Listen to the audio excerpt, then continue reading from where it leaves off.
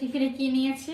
নিয়েছি খাস্তা কচুরি আর এই যে সস।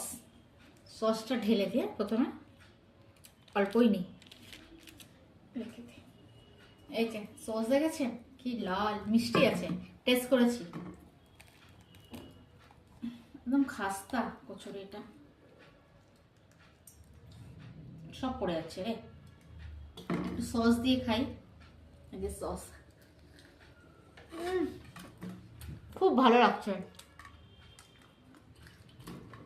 কচুরিটা প্রথম টেস্ট করলাম, খুব ভালো লাগছে।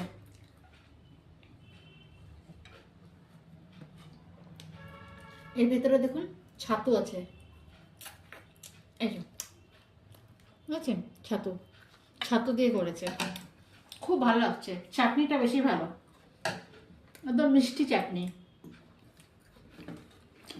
আপনারা কারা কারা এরকম, আচ্ছা আচ্ছা পড়ে গেছে, আপনারা কারা কারা এরকম খাস্তা কচুরি দিয়ে চাটনি খেয়েছে জানাবেন আমাকে কমেন্টে।